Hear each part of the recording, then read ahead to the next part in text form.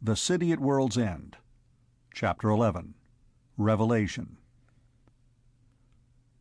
The crew of the Thanos came into New Middletown that afternoon, and Keniston and Carol and all the rest of the city's thousands watched them come. There were 200 of them. A hard-handed, alert, capable breed, no different from all the sailors Keniston had ever seen, though their seas were the incalculable deeps of outer space and their faces were darkened by the rays of alien suns. Across the blowing dust of this world that had bred and lost them, they came, and with them were the others Piers Eglin had spoken of, the strange children of other stars. Keniston had explained about these aliens to Carol, who had seen no more than the tips of Gore Hall's furry ears, and had supposed, like the others, that he was only a peculiar kind of pet. He didn't think that she had really understood him, any more than the people of New Middletown had really understood the mayor's similar explanation.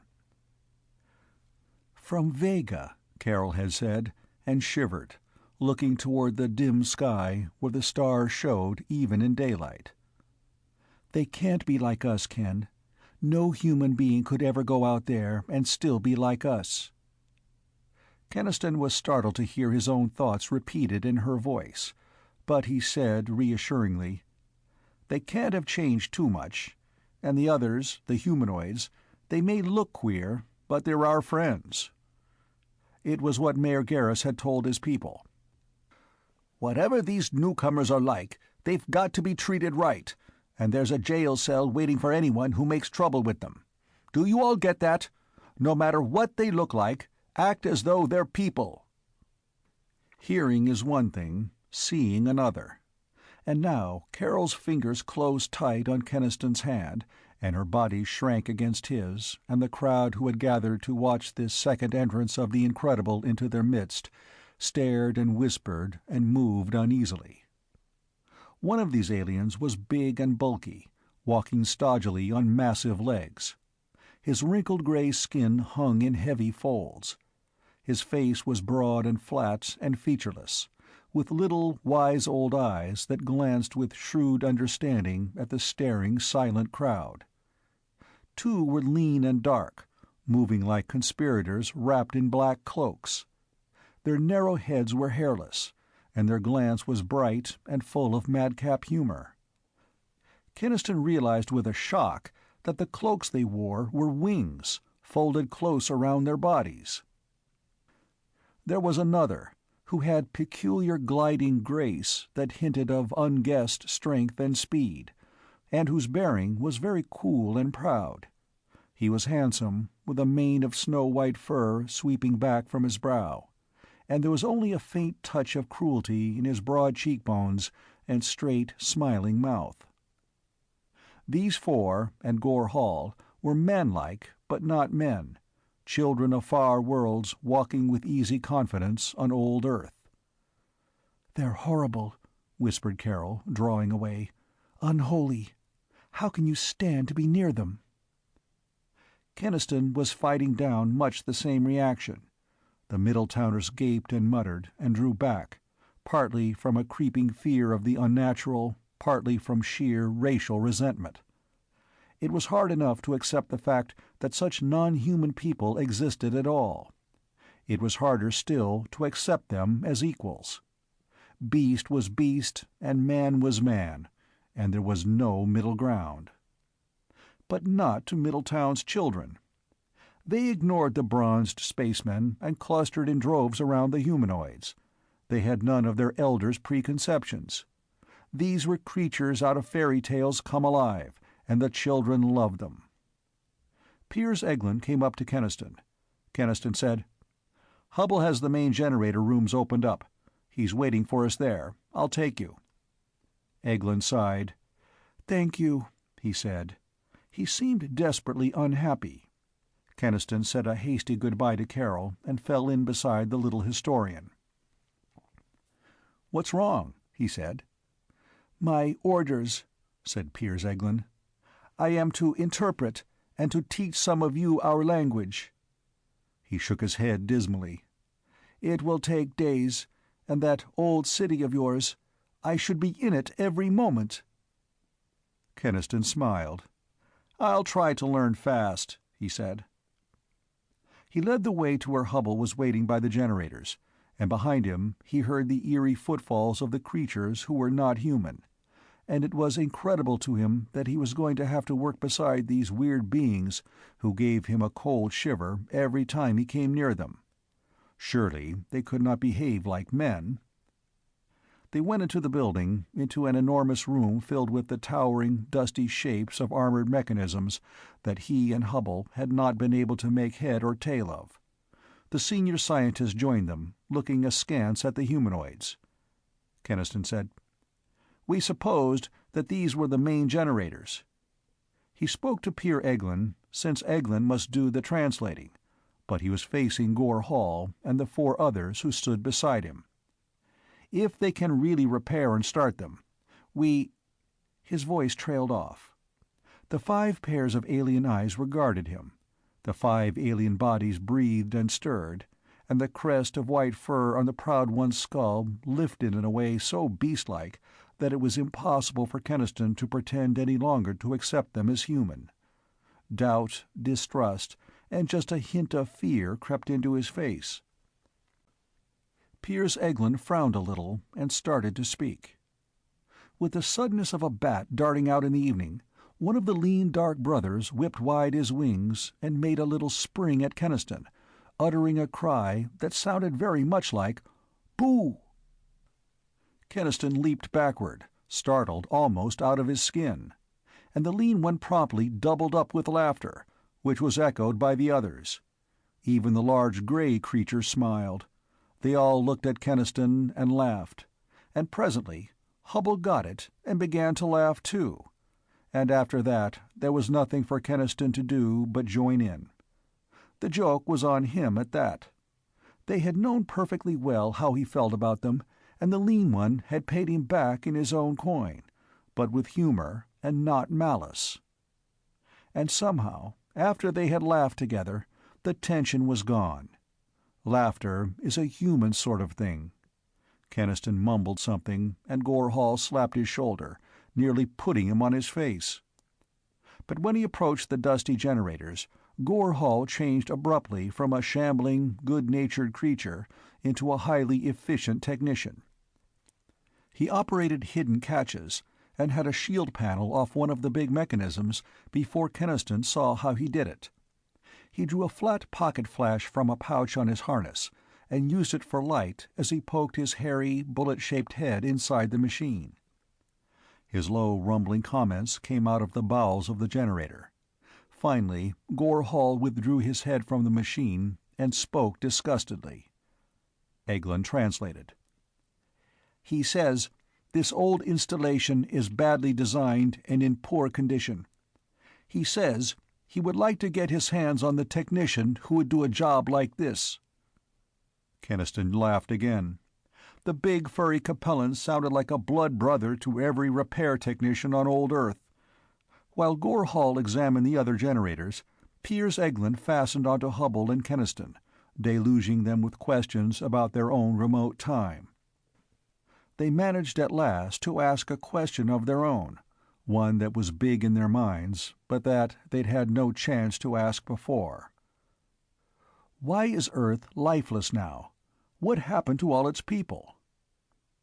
Piers Eglin said, "Long ago, Earth's people went out to other worlds. Not so much to the other planets of this system. The outer ones were cold, and watery Venus had too small a land surface. But to the worlds of other stars across the galaxy."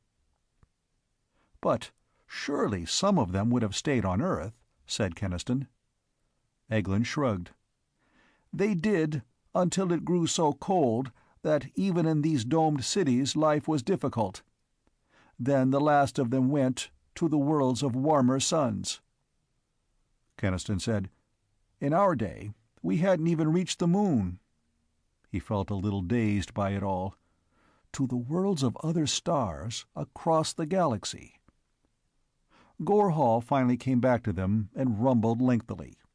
Eglin translated. "He thinks they can get the generators going, but it'll take time, and he'll need materials, copper, magnesium, some platinum."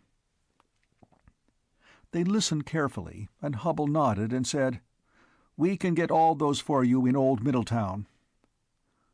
"The old city?" cried Piers Eglin eagerly. "I will go with you. Let us start at once."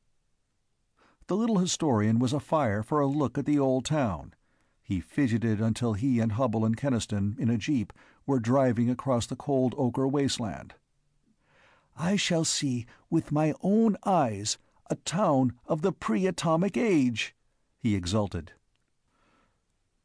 It was strange to come upon Old Middletown, standing so silent in the midst of desolation. The houses were as he had last seen them, the doors locked, the empty porch swings rocking in the cold wind. The streets were drifted thick with dust. The trees were bare, and the last small blade of grass had died. Kenniston saw that Hubble's eyes were misted, and his own heart contracted with a terrible pang of longing. He wished that he had not come. But in that other city, absorbed in the effort to survive, one could almost forget that there had been a life before.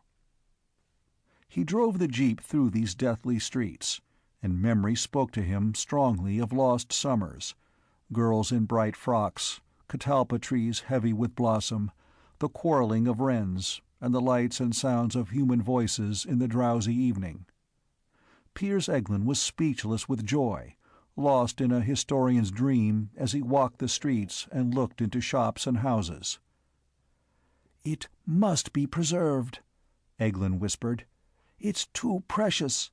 I will have them build a dome and seal it all, the signs, the artifacts, the beautiful scraps of paper."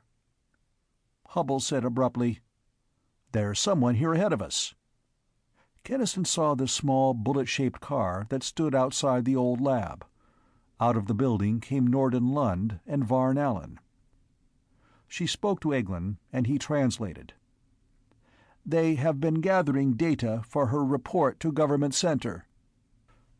Kenniston saw the distaste in the woman's clear-cut face as her blue eyes rested on the panorama of grimy mills, the towering stacks black with forgotten smokes, the rustling rails of the sidings, the drab little houses huddled along the narrow streets. He resented it, and said defiantly, "Ask her what she thinks of our little city." Eglin did, and Varn Allen answered incisively. The little historian looked uneasy when Kenniston asked him to interpret. "Varn Allen says that it is unbelievable people could live in a place so pitiful and sordid." Lund laughed. Kenniston flushed hot, and for a moment he detested this woman for her cool, imperious superiority. She looked at Old Middletown as one might look at an unclean ape's den. Hubble saw his face and laid a hand on his arm. "Come on, Ken. We have work to do." He followed the older man into the lab, Piers Eglin trailing along. He said, "Why the hell would they put a haughty blonde in authority?" Hubble said, "Presumably because she's competent to fill the job. Don't tell me old-fashioned masculine vanity is bothering you." Piers Eglin had understood what they were saying, for he chuckled. "That's not such an old-fashioned feeling. Norden Lund doesn't much like being sub for a girl." When they came out of the building with the materials Gore Hall had requested, Varn Allen and Lund were gone. They found, upon their return to New Middletown, that Gore Hall and his crew were already at work disassembling the generators. Bellowing orders, thundering deep-chested Capellan profanity, attacking each generator as though it were a personal enemy, Gore Hall drove his hard-handed spacemen into performing miracles of effort. Kenniston, in the days that followed, forgot all sense of strangeness in the intense technical interest of the work. Laboring as he could, eating and sleeping with these star-worlders through the long days and nights, he began to pick up the language with amazing speed. Piers Eglin was eager to help him, and after Kenniston discovered that the basic structure of the tongue was that of his own English, things went more easily.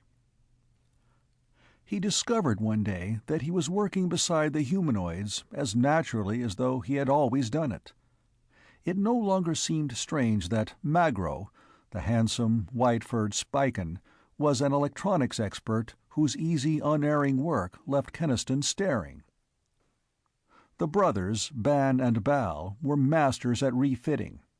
Keniston envied their deftness with outworn parts, the swift ease with which their wiry bodies flitted bat-like among the upper levels of the towering machines, where it was hard for men to go. And La Lore, the old grey stodgy one of the massive body, who spoke little but saw much from wise little eyes, had an amazing mathematical genius. Keniston discovered it when La Lore went with him and Hubble and Piers Eglin to look at the big heat shaft that seemed to go down to the bowels of the earth. The historian nodded comprehendingly as he looked at the great shaft and its conduits. It descended, he said, to the Earth's inmost core. It was great work. It, and others like it, in these domed cities, kept Earth habitable ages longer than would otherwise have been the case. But there is no more heat in Earth's core to tap now. He sighed. The doom of all planets, sooner or later. Even after their sun has waned, they can live while their interior heat keeps them warm. But when that interior planetary heat dies, the planet must be abandoned. La Lore spoke in his throaty, husky voice. But John Arnall, as you know, claims that a dead cold planet can be revived, and his equations seem unassailable. And the bulk gray Myron, for that star had bred him, Keniston had learned, repeated a staggering series of equations that Keniston could not even begin to follow. Piers Eglin, for some reason, looked oddly uncomfortable. He seemed to avoid La Lore's gaze as he said hastily, "John Arnall is an enthusiast, a fanatic theorist. You know what happened when he tried a test." As soon as Keniston could make himself understood in the new tongue, Piers Eglin considered that his duty was done, and he departed for old Middletown, to shiver and freeze and root joyfully among the archaic treasures that abounded in every block. Left alone with the Star-Worlders, Keniston found himself more and more forgetting differences of time and culture and race as he worked with them to force life back into the veins of the city. They had New Middletown's water system in full operation again, and the luxury of opening one of the curious taps and seeing water gush forth in endless quantities was a wonderful thing. Many of the great atomic generators were functioning now, including a tremendous auxiliary heating system which made the air inside the dome several degrees warmer. And Gore Hall and Magro had been working hard on the last miracle of all. There came a night when the big Capellan called Keniston into one of the main generator rooms. Magro and a number of the crewmen were there, smeared with dust and grease, but grinning the happy grins of men who had just seen the last of a hard job. Gore Hall pointed to a window. "Stand over there," he said to Keniston, "and watch." Keniston looked out over the dark city. There was no moon, and the towers were cloaked in shadow, the black canyons of the streets below them pricked here and there with the feeble glints of candles and the few electric bulbs that shone around the city hall. Gore Hall strode across the room behind him, to a huge control panel half the height of the wall. He grunted. There was a click and a snap as the master switch went home, and suddenly, over that nighted city under the dome, there burst a brilliant flood of light. The shadowy towers lit to a soaring glow. The streets became rivers of white radiance, soft and clear, and above it all there was a new night sky, the wondrous luminescence of the dome, like a vast bowl fashioned out of moonbeams and many-colored clouds, crowning the gleaming towers with a glory of its own. It was so strange and beautiful, after the long darkness and the shadows, that Keniston stood without moving, looking at the miracle of light, and was aware only later that there were tears in his eyes. The sleeping city woke. The people poured out into the shining streets, and the sound of their voices rose and became one long shout of joy. Keniston turned to Gore Hall and Magro and the others. He wanted to say something, but he could not find any words. Finally, he laughed, and they laughed with him, and they went out together into the streets. Mayor Garrus met them almost at once, having run all the way from City Hall. Hubble was with him, and most of the men from the old lab, and a crowd of Middletowners. There was no making any sense out of anything that was said, but the people hoisted Gore Hall and Magro and the crewmen to their shoulders and rode them in a triumphal procession around the plaza, and the shouts and cheers were deafening. More than water, more than heat, the people treasured this gift of light, and on that night they accepted the humanoids as brothers. A little later, a breathless and jubilant group gathered in City Hall, Gore Hall and Magro, Keniston, Hubble, and the mayor. Bertram Garrus wrung the big Capellan's mighty paw and beamed at Magro, trying to express his thanks for all that they and the others had done, and Gore Hall listened, grinning. "What's he saying?" he asked Keniston, who now occupied the position of interpreter. Keniston laughed. "He wants to know what he can do to show his appreciation, like giving you the city, or his daughter in marriage, or a few pints of his blood. Seriously, Gore, we are all mighty grateful. You people have made the city live again. And, well, is there anything we can do to show you we mean it?" Gore Hall considered. He looked at Magro, and Magro nodded solemnly. Gore Hall said, "Well, being primitives, we could use a drink." Hubble, who had picked up a smattering of the language, began to laugh. Keniston translated for the mayor, who immediately proclaimed a medical emergency and hastened to produce bottles from the hoard. It was a cheerful celebration, and Keniston found himself actively missing Bal and Ban and the Grey Lalore, who had returned to the ship with part of the crew a day or so before. An unhappy thought occurred to him, and he said, "I suppose you people will be going away pretty soon, now that the work's done." Magro shrugged his supple shoulders. "That will depend on a number of things." He glanced lazily at Gore Hall.